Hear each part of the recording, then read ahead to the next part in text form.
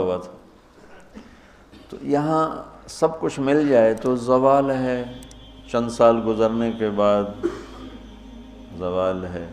تو اب اللہ کہہ رہا میں تمہیں ایک اس سے اعلیٰ چیز بتاؤں، اُنَبِّئُکُم بِخَیْرٍ مِّن ذَلِکُم، کیا ہے؟ لِلَّذِینَ اتَّقَوْا عِندَ رَبِّهِمْ جَنَّاتٌ تَجْرِی مِن تَحْتِهَا الْأَنْہَارُ خَالِدِینَ فِیہَا وَأَزْوَاجٌ مُطَہَّرَةٌ وَرِضْوَانٌ مِّنَ اللَّہِ وَاللَّهُ بَصِیرٌ بِالْعِبَادِ، کہ اگر مجھ سے دوستی لگا لو نا، تقویٰ کیا ہے؟ اللہ سے دوستی لگانا. اور تقویٰ کوئی ایسی آسمانی مخلوق نہیں ہے یا ایسی کوئی مشکل صفت نہیں ہے جو پیدا عام سے عام مسلمان تقوی والا ہو سکتا. آگے آئیں گی، میں وہ بتا رہا ہوں، بلکہ پہلے وہ بتا دیتا ہوں. کون ہے تقوی والے؟ اللہ جو یہ کہتے ہیں اللہ ہم تیرے اوپر ایمان لائے، یا اللہ ہمارے گناہ معاف فرما، ہمیں جہنم سے نجات عطا فرما. اور تقوی والے کون ہوتے ہیں؟ جو صبر کرتے ہیں، جو سچ بولتے ہیں، جو عبادت کرتے ہیں، جو خرچ کرتے ہیں، اور جو تہجد پڑھتے ہیں. لو یہ 4-5 باتیں ہیں، یہ کر لو تو آپ تقوی والے ہو. تو اس پر ملنے والا کیا ہے؟ جنات تجری من تحتها الانہار. انسان جب سے پیدا ہوا ہے اور جب سے پروان چڑھ رہا ہے اور نسل در نسل آئیڈیل لائف کی تلاش میں. 18ویں صدی میں جب سائنس نے ایک دم آنکھیں کھولی اور انسان نے کائناتی علم دریافت کیے، تو ایک شور اٹھا کہ اب خدا کوئی نہیں ہے، اللہ کوئی نہیں ہے. یہ سارا سسٹمیٹک سسٹم ہے. تو ہم نے مادی طاقتوں کا راستہ دیکھ لیا ہے، ہمیں کسی خدائی جنت کی ضرورت نہیں، ہم دنیا کو جنت بنا دیں گے. یہ 18ویں صدی میں بہت انکار، اللہ کے انکار کی بہت ہوا چلی. پھر انسانی علم خود یہاں تک پہنچا کہ نہیں، اللہ کے انکار کے بغیر کائنات کا کوئی نہ سر ہے نہ پیر ہے، نہ توجیہ ہو سکتی ہے، نہ کوئی اس کے کسی سوال کا جواب ہو سکتا ہے. لہذا ایک خالق ضرور ہے جس نے اس کائنات کو پیدا کیا ہے.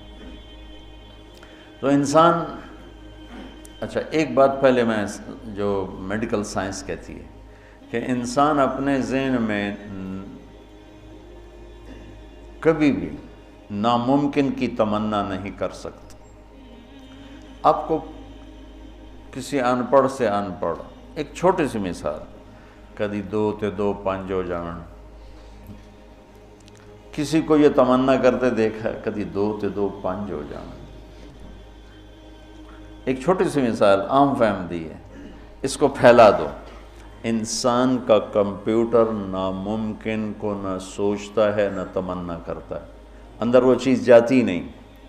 ناممکن کی تمنا نہیں پیدا ہوتی. پھر یہ زندگی کیوں چاہتا ہے؟ یہ کیوں چاہتا ہے موت نہ آئے، موت نہ آئے، موت نہ آئے؟ یہ کیوں چاہتا ہے جبکہ ناممکن کی تمنا اندر نہیں پیدا ہوتی؟ یہ مستقل صحت کیوں مانگتا ہے، لمبی عمر کیوں مانگتا ہے، ہر وقت کی جوانی کیوں مانگتا ہے، ہر وقت کی خوشی کیوں مانگتا ہے؟ جبکہ یہ ساری چیزیں ناممکن ہیں. اس جہان میں ہر وقت کوئی خوش نہیں رہ سکتا، ہر وقت کوئی صحت مند نہیں رہ سکتا، مستقل کوئی زندہ نہیں رہ سکتا. پھر یہ ساری خواہشیں جو ابھرتی ہیں یہ بھی بتلاتی ہیں کہ کوئی جہان ایسا چھپا ہوا ہے جہاں زندگی ہے، موت نہیں، آئیڈیل لائف ہے اور کوئی دکھڑا نہیں.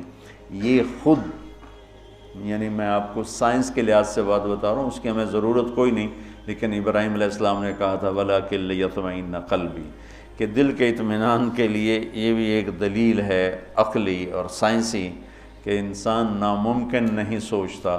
تو پھر کیوں سوچتا ہے جوان رہوں، خوشیاں دیکھوں، غم نہ دیکھوں، موت نہ دیکھوں، عالی شان گھر ہو، عالی شان سواری ہو؟ یہ کیوں دیکھتا ہے کہ ایک جہان موجود ہے جہاں یہ عالی شان زندگی موجود ہے.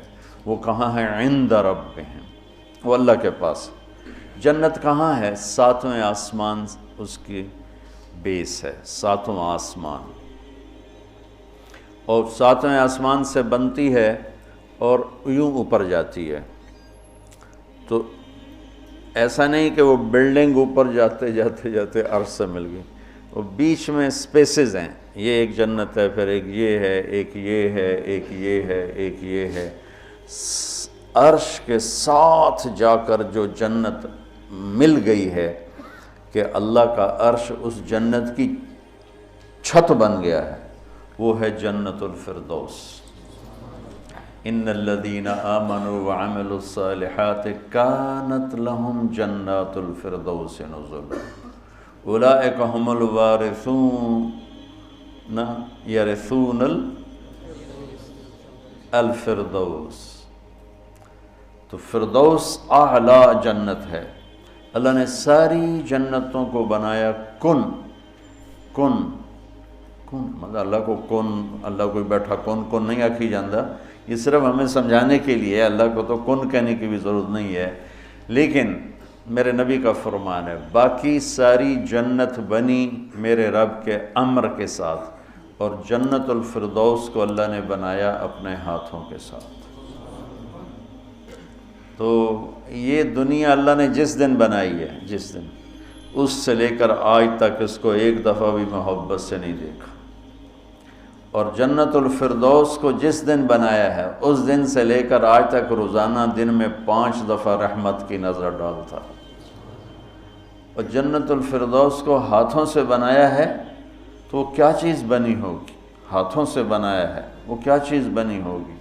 جس دن بنایا تھا اس دن سے لے کر آج، اور آج سے جس دن اس میں جانا ہے، آنے والا زمانہ بھی موجود ہے، گزرا ہوا زمانہ کوئی 25 ارب سال ہے، 30 ارب سال ہے اس کائنات کو بنے ہوئے، تو اگر اسی عدد کو لے لیں تو میرے نبی کا فرمان ہے کہ اللہ جنت الفردوس کو روزانہ دن میں 5 دفعہ اس کا میک اپ کرتا ہے۔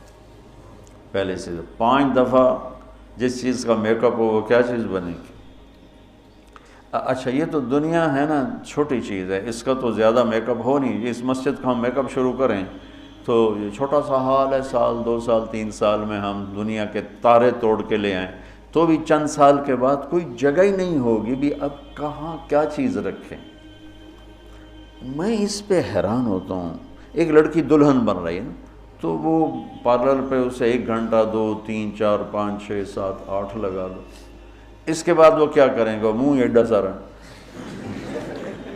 تو اب اس کے اوپر پورا ڈبہ تو نہیں ڈال دیں گے پاؤڈر کا، یا ساری سرخی اس کے منہ پہ مل دیں گے، تو وہ تو بھوتنی بن جائے گی بجائے دلہن میں۔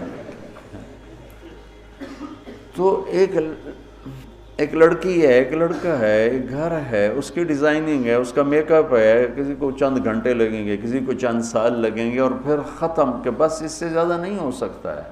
لیکن میں جب بھی سوچتا ہوں میں گم ہو جاتا ہوں، حیرت میں گم ہو جاتا ہوں کہ اللہ نے جنت الفردوس کی ہر چیز، تم نوجوان بیٹھو، حور ہی کہہ دیتا ہوں، جنت کی حور کو اللہ نے پیدا کیا امر کن، باقی جنتیں، اور جنت الفردوس کی حور کو پیدا کیا اپنے ہاتھوں سے پیدا کیا۔ تو کن اور حادثے کا کتنا فرق ہے۔ پھر جس دن پیدا کیا تھا اس دن سے لے کر آج کتنے سال ہو چکے ہیں؟ 30 ارب سال سے روزانہ پہلے سے 5 گنا زیادہ اللہ اسے خوبصورت کر دیتا۔ تو کیا کرتا ہے؟ اور اس کے اندر میک اپ کو قبول کرنے کی کتنی کیپیسٹی ہے، کتنی طاقت ہے کہ وہ روزانہ پہلے سے 5 گنا زیادہ خوبصورت ہوئی جا رہی ہے۔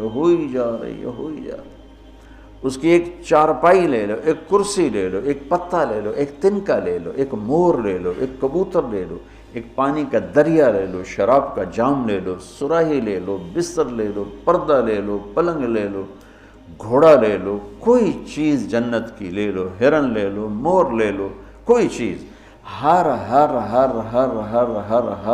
چیز کو اللہ پہلے سے 5 گنا زیادہ حسین۔ آج 5 دفعہ مکمل ہو گیا، کل آئے گا پھر 5 دفعہ پہلے سے زیادہ حسین۔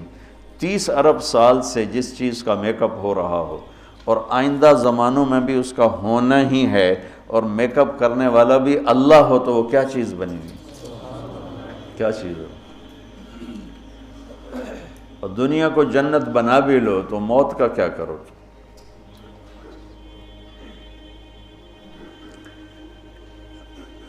ایک آدمی نے بہت عالیشان بنایا اپنا گیٹ گھر، تو میں اس کے ساتھ جا رہا تھا تو مجھ سے کہنے لگا مولانا صاحب اتنے ہی ویکھو، اسی تو اتنے روپیے لا چھڑیں تسی ویندے ہی نہیں پے ہو، دیکھو میں نے کیا بنایا۔ تو مجھ سے کہنے لگا مولانا صاحب اتنا ویکھو تو میں کتنے پیسے لائیں تے کی بنا دیتا ہے۔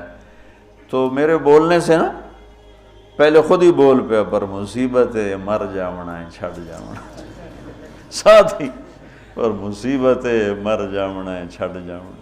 میں کہا بھائی ہون دس، تو آپ ہی دس دیتا ہے، میں ویکھ کی کرنا؟ تو کیا علاج کریں؟ نوشیروان کے پوتے خسرو پرویز نے محل بنایا 11,000 پلر پر، 11,000 ستونوں پر محل بنایا، اور 10 سال نہیں رہ سکا اس میں، اور وہ محل زیر و زبر ہو گیا۔ کیسر نے شکست دی اور محل کو آگ لگا دی۔ عبد الرحمن الناصر اموی بادشاہ نے اسپین میں محل بنایا 4,316 پلر اور برج، اور 25 سال صرف اس میں رہا، اور جا کے اسی قبر میں گر گیا جس قبر میں غریب جا کے گرتا ہے۔ آج اس محل کے کھنڈر میں دیکھ کر آیا ہوں قرطبہ میں کہ کیا وہ شان و شوکت 300 ہجری میں بننا شروع ہوا، اور 1,000 خچر سامان ڈھونے کے لیے اور 10,000 مزدور مستری راج اس پہ کام کرنے کے لیے، چونکہ اس مینول کام تھا سارا، مشینی کام تو تھا نہیں، اور پوری دنیا سے سونا چاندی ہیرے لائے گئے، اور مختلف جگہ پہ پارے کے تالاب بنائے گئے سورج کی گردش کو سامنے رکھ کر، کہ پارا چونکہ ٹکتا نہیں، یوں یوں کرتا ہے تو سورج کی شعائیں اس پر پڑتی، اور جب وہ پارا ڈانس کرتا تو شعا بھی ڈانس کرتے ہی اوپر جا کے محل پہ پڑتی، تو پورا محل یوں رقص کرتا ہوا نظر آتا تھا، یوں سارا محل جھومتا نظر آتا تھا۔ اتنا اس اللہ کے نیک بندے نے تباہ کیا پیسہ قوم کا،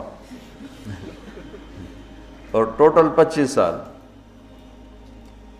اب 350 میں وہ مر گیا، اور اس کی سوانے میں لکھا ہے 50 سال میں نے حکومت کی اور ہر دشمن کو زیر کیا، لیکن میں نے اپنی خوشی کے دن گنے 50 سال میں تو صرف 14 دن تھے، صرف 14 دن۔ تو اب اس کا کیا علاج ہے کہ آپ نے سب کچھ بنا لیا، موت کو بھگاؤ؟ جب موت ہے تو اللہ کہتا ہے یہ آئیڈیل ہوم نہیں بن سکتا، لہٰذا یا مجھ سے دوستی کر لے، تقوی اختیار کر لے، پھر تو دیکھ میں تیرے لیے جنت بنا کے بیٹھوں، 7ویں آسمان سے چلتی ہے، اور پھر یہ درجات ہیں، 100 درجات تو صرف جنت الفردوس کے ہیں، اور باقی پتہ نہیں کیا چیز۔ اچھا 7ویں آسمان پہ یہ اس کی 7واں آسمان اس کی بیس ہے، اور پھر 7ویں آسمان سے باہر نکل گئی، جیسے ہم وہ لوہا ڈال کے اور آگے شیڈ بنا دیتے ہیں، نیچے کوئی ٹیک نہیں ہوتی لیکن لوہے کے سریے ڈال کے شیڈ بنا دیتے ہیں، جنت کو اللہ تعالیٰ نے 7ویں آسمان سے یوں باہر نکالا ہے۔ کتنا باہر نکالا ہے وہ اللہ ہی بہتر جانتا ہے۔ پھر اس کو اوپر اٹھایا ہے اور اپنے عرش کو اس کی چھت بنایا ہے۔ جنت الفردوس کے لیے اللہ کا عرش چھت ہے اس مسجد کی چھت کی طرح، اور باقی جنتوں کے لیے اللہ کا عرش چھت ہے آسمان کی طرح، آسمان کی طرح۔ تو اس میں ایک تنکا لکڑی یا گھاس، وہاں کا تنکا بھی سونے چاندی سے بنا ہوا ہے، یہاں کے درخت لکڑی کے، ایک کہنے لگا سونے چاندی سے پھل کیسے آئے گا؟ میں نے کہا لکڑ تو پھل کیوں آ جاتا، یہ کوئی ہے عقل میں آنے والی بات کہ لکڑی سے پھل نکل ہے؟ لیکن چونکہ ہم ہر وقت دیکھتے رہتے ہیں تو وہ ہمارا ذہن اسے قبول کر چکا ہے، ورنہ کوئی عقل کی بات ہے کہ لکڑی میں سے آم نکل آتا ہے اور لکڑ میں سے انگور نکل آتا ہے، چھوٹی سی بیل میں سے اتنا بڑا تربوز نکل آتا ہے، یہ کیا چکر ہے؟ زمین پر پڑے پڑے پڑے پڑے پڑے اتنا ہو جاتا ہے۔ وہ کہتے ہیں کوئی فلسفی جا رہا تھا تو اس نے دیکھا اتنا بڑا تربوز زمین پہ پڑا ہوا اور آم لگے ہوئے درخت پر، تو کہنے لگا ایک ہی گل ہوئی، اور چھوٹے چھوٹے اتنے لا دیتے ہیں وڈے نو ہیٹھاں پاتا ہے۔ تو ابھی اسی سوچ میں تھا تو ایک کام ٹوٹ کے اس کی ٹنڈ پہ لگا، کہنے لگا سمجھ آ گئی یہ میرے اتنے ہندوانہ ڈاندا تو میرا کی حال ہے،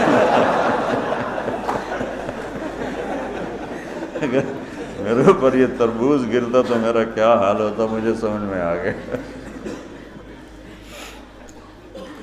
تو اللہ نے ادنا ترین چیز جو لگائی ہے جنت میں سونا اور چاندی ہے، زمرد اور یاقوت ہے، ہیرا اور جوہر ہے۔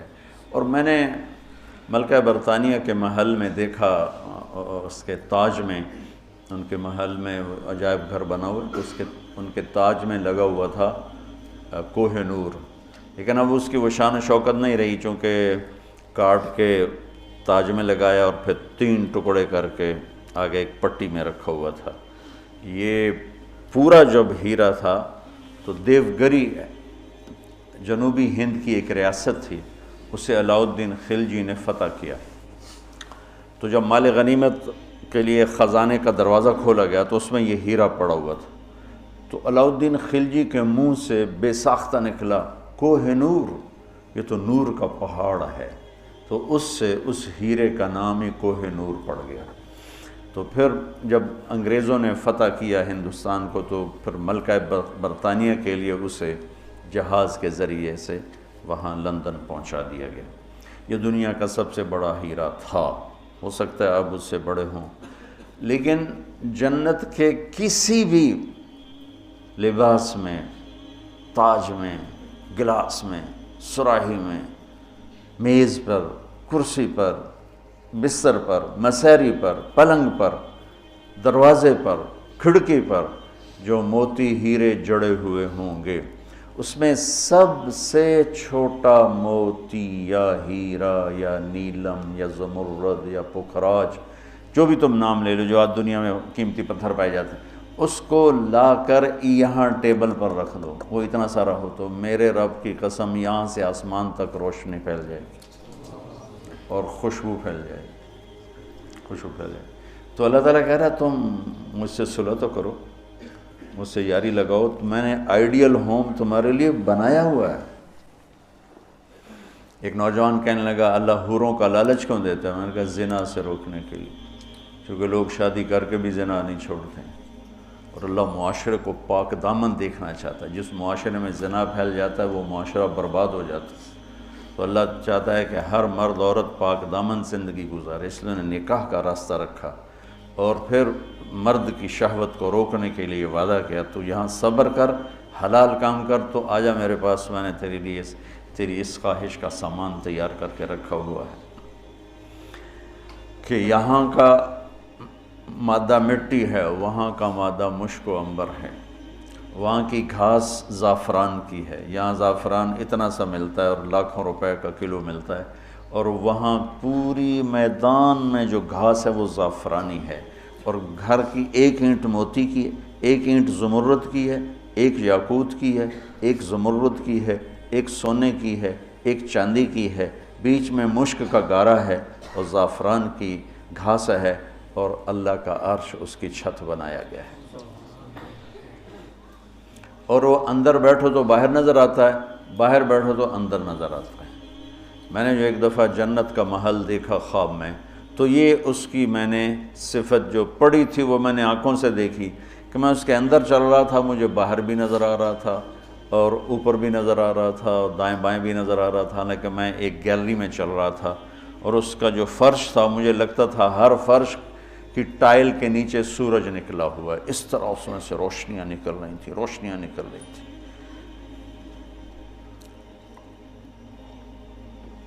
میں حور کو بیان کرتا ہوں جو ابن القیم نے لکھا ہے، لیکن جو میں نے دیکھی ہے وہ میں بیان نہیں کر سکتا،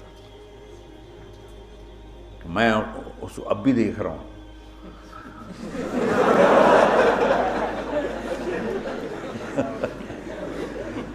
میرے رب کی قسم میں کیسے بتاؤں کہ وہ کیا حسن، کیسے بتاؤں؟ یقین مانو میں کتنا جنت کو بولتا ہوں، اور میں جنت کے حوروں کو بولتا ہوں جو لکھا ہوا ہے، لیکن جو اللہ نے مجھے دکھایا وہ میرے پاس نہ لفظ ہے، اس کی مسکراہٹ ہوئے اگر وہ دنیا میں ہوتی تو میں تو ویسے مری فوت ہی ہو جاتا۔ اس لیے میرے نبی کا فرمان ہے کہ لولا ان اللہ قضا لأہل الجنت الا يموتوا لماتوا من حسنها وجمالها، اللہ نے جنت کی لڑکی کو ایسا حسن و جمال دیا ہے، اگر موت مرنا گئی ہوتی تو اس کو دیکھ کے آنکھیں برداشت نہ کرتی، کلیجے پھٹ جاتے، مر جاتے۔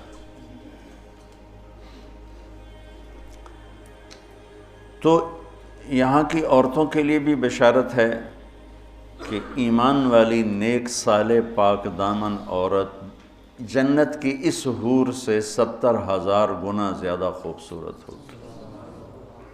70,000 گنا کا مطلب ہوتا ہے لا محدود۔ ایک دفعہ حضرت ام سلمہ نے پوچھا یا رسول اللہ، نساء الدنیا افضل ام نساء الجنہ؟ دنیا کی عورتیں افضل ہیں یا جنت کی عورتیں؟ آپ نے فرمایا بل نساء الدنیا۔ ام سلمہ دنیا کی عورت؟ تو انہوں نے کہا یا رسول اللہ وہ کیسے؟ یعنی ہم تو مٹی سے بنی ہیں اور گندگیوں میں بھری ہیں، اور وہ تو مشک عنبر زعفران کافور سے بنی ہیں، پاک پاکیزہ ہیں۔ تو آپ نے فرمایا ام سلمہ بصلاتہن وصیامہن وعبادتہن للہ عز وجل۔ ام سلمہ یہ ان دنیا کی عورت نماز پڑھتی ہے، روزہ رکھتی ہے، اللہ کی بندگی کرتی ہے، اس وجہ سے البس اللہ وجوہہن النور، اللہ ان کے چہروں پہ اپنا نور ڈالے گا، وَأَجْسَادَهُنَّ الْحَرِيرُ، اور ان کے جسم کو ریشمی لباس سے سجائے گا، وَأَمْشَاطُهُنَّ الذَّهَبُ، اور ان کی کنگھیاں سونے کی بنائے گا، وَمَجَامِرُهُنَّ الْأُلُوِّ، یہ میں نہیں دکھاتا یہ جو عود ہے الوف، یہ پڑھن ایسا میں بیچارہ ماٹھا عود ہے، وہ تو جنت کا عود ہوگا، مجامر۔ کوئی دینا کوئی چیز پکڑنے کے لیے، یہ ٹیشو پیپر دے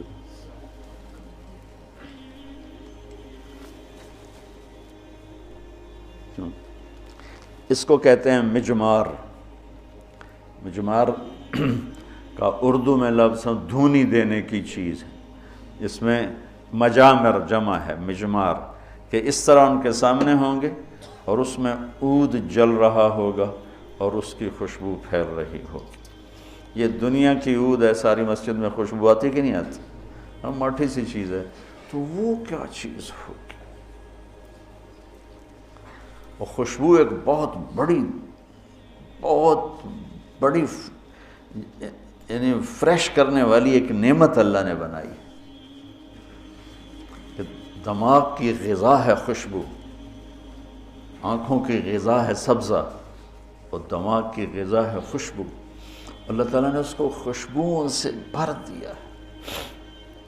عرفہا لہم کا ایک ترجمہ ہے کہ جنت کو اللہ تعالیٰ ان کے لیے خوشبودار بنا رہا ہے۔ عرف خوشبودار بنانا، ایک اور ترجمہ بھی ہے لیکن ابھی اس کی مناسبت سے مجھے یاد آیا کہ عرفہا لہم، کہ آ جاؤ ایک دفعہ مجھ سے دوستی لگا کے، پھر ایسی جنت دوں گا جس میں خوشبوئیں خوشبو ہوگی، اور ایسی خوشبو ہوگی کہ یہ ادھر تو لگاتے ہیں اور تھوڑی دیر بعد وہ ختم ہو جاتی ہے، وہ تمہیں ہمیشہ مہکائے رکھے گی اور تمہیں ہمیشہ تر و تازہ رکھے گی، خوش و خرم رکھے گی۔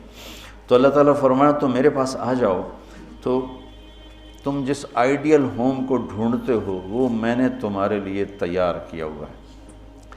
تجری من تحتها الانہار، پانی یا انہار دریا کو کہتے ہیں، کہ وہ دریا ہی دریا ہیں۔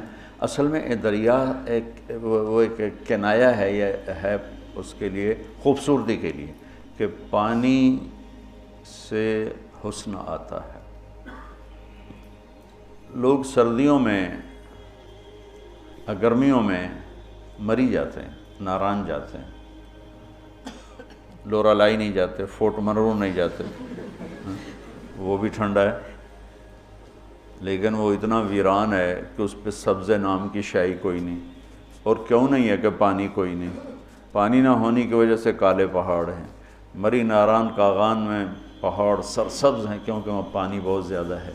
تو انہار انہار انہار، یہ اشارہ ہے خوبصورتی کی طرف، اور انہار دریا سے حدیث ایک یاد آ گئی، وصف الجنہ فی وصف الجنہ، یہ ایک مسقطی عالم کی لکھی ہوئی کتاب تھی، مجھے اچانک یاد آ گئی کہ وہ دریا میں ان کے بحری جہاز چلیں گے، ایک ایک جہاز اتنا بڑا ہوگا کہ پوری دنیا اس کے مقابلے میں حقیر ہوگی، دنیا پوری 24,000 کلومیٹر کی دنیا اس جہاز کے سامنے حقیر ہوگی۔ تو جب وہ اس جہاز پہ چڑھیں گے سیر کرنے کے لیے تو وہاں ان کے لیے الگ بیویاں ان جہازوں میں ہوں گی، اور ان کو مچھلیاں گھیر لیں گی چاروں طرف سے، تو ان کو سلام کر کے کہیں گی، یہ اللہ کے دوست مجھے کھاؤ گے؟ وہ کہے گا کھاؤں گا۔ تو وہ پوچھے گی مچھلی، کباب کھاؤ گے سالن کھاؤ گے؟ تو وہ کہے گا اتنے تو آؤ اندر ہی گلاں کیتی جان، تو پھر وہ چھلانگ لگا کے اوپر آ جائے گی۔ تو موت تو ہے نہیں، تو وہ کہے گا کباب کھلاؤ، تو وہ یوں کرے گی، تو ایک کندھے سے کباب نکل کے سامنے آنا شروع ہو جائے، کہے گا سالن دے، تو یوں کرے گی۔ تو میں یہ بنگلہ دیش میں حدیث بیان کرتا ہوں، بہت مزہ آتا ہے کیونکہ بنگالی بڑے خوش ہوتے ہیں، ان کی غذا مچھلی ہے نا۔ ایک دفعہ پہلوانوں کو اکٹھا کیا ہم نے، زندگی میں پہلی دفعہ میں نے پہلوان اتنے دیکھے، اور پہلی دفعہ ان سے میں نے بات کرنی، میں پریشان، یا اللہ میں ان سے کیا بات کروں، سارے انج کر کے اڈی اڈی کنی، ایڈے ایڈے سر تے کان، کسی دا اینج کسی دا اینج کسی دا اینج، تو اینج کر کے پے ہوئے، یا اللہ میں انہاں بلائی نو کی گل کراں، انہاں دی کھوپڑیاں کتھوں گل جاؤں۔ کبھی زندگی میں پہلوانوں سے بات نہیں کی، تو بڑا پریشان بڑا پریشان۔ ظہر کی نماز کے بعد بیان تھا، مونی روڈ وہ پہلوانوں کا اکھاڑا ہوتا تھا۔ خیر نماز ظہر کی ہو رہی تھی، تو نماز کے دوران اللہ نے نا میری رہبری فرمائی، مجھے ایک حدیث یاد آ گئی۔ تو بیان شروع ہوا تو وہ ان کے بیٹھنے کا انداز ایسا جیسے کہ اکھاڑے میں ہی بیٹھے ہوئے ہیں، وہ لتاں لمیاں کیتی ہوئی ہیں، تو منہ اتنا کیتا ہوا، میں تو نہ دے سامنے چڑا جیا بیٹھا ہوا سا۔ تو میں نے ان سے کہا دیکھو بھائی، یہاں سے میں نے بات شروع کی، دیکھو بھائی اصل زندگی ہے جنت، اور دنیا ہے عرض، اور جنت میں جانے کا سب سے زیادہ مزہ پہلوانوں کو آئے گا۔ وہ سارے ذرا اینج ہو گئے، پہلے اینج ہو گئے، پہلوانوں کو بڑا مزہ آئے گا جنت میں جانے کا، اس لیے کہ جنت کا پہلا کھیل جو اللہ ہمیں دکھانے والا ہے نا، پہلی انٹرٹینمنٹ جو جنت کی ہوگی سب سے پہلی، وہ مچھلی اور بیل کی کشتی ہوگی۔ اب ہمیں تو کشتی آتی نہیں، تو ہمیں تو نہیں پتہ لگے گا بھئی مچھلی نے کیا داؤ لگایا، بیل نے کیا داؤ لگایا۔ تم سارے پہلوان ہو، تمہیں پتہ ہے داؤ کیا ہوتا ہے۔ جب بیل داؤ لگائے گا تسی اس لئے نعرے مارو گے، جب مچھلی داؤ لگائے گی پھر تم نعرے مارو گے، اور تمہیں وہ مچھلی اور بیل کی کشتی دیکھنے کا جو مزہ آئے گا وہ ہمیں تو آئے گا نہیں۔ یہاں سے بات چلی، وہ تھوڑے تھوڑے ان کی آنکھیں کھلی۔ تو اللہ تعالیٰ نے ایک عجب گھر بنایا ہے، اور ہمیں ذوق ہی نہیں، چونکہ جنت کے تذکرے ہی کوئی نہیں۔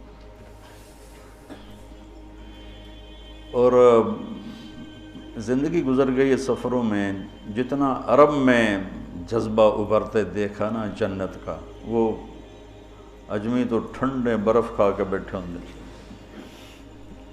ایک دفعہ میں تھوڑا فرق کرو، بس میں تھا یہاں، ایک عرب جماعت آئی ہوئی تھی، وہ میں گیا ان کو ملنے، وہ تعلیم کرا رہے تھے، اس میں ایک بدو وہ یوں کر کے نا تعلیم میں سویا ہوا تھا یوں کر کے، تو انہوں نے مجھے کہا آپ تھوڑی بات کر لیں، تو میں نے بات شروع کر دی، وہ سویا رہا، مجھے خیال آیا اس بابے نے اٹھاواں کہ میں، تو تھوڑی دیر کے بعد میں نے جنت شروع کی نا، تو وہ پہلے یوں ایسے سویا ہوا تھا بالکل، جب جنت شروع ہوئی تو اس نے مجھے یوں دیکھا، یوں ایک آنکھ سے دیکھا، ایک آنکھ، اور کافی دیر ایسے دیکھتا رہا، پھر یوں ہوا، پھر یوں ہوا، وہ پھر ایک دم جمپ لگایا، اور میں نے عیناک کھولی نا کہ عیناک کیا چیز ہے، تو پھر جمپ لگا کے ناچنا شروع ہو گیا، حور حور حور حور۔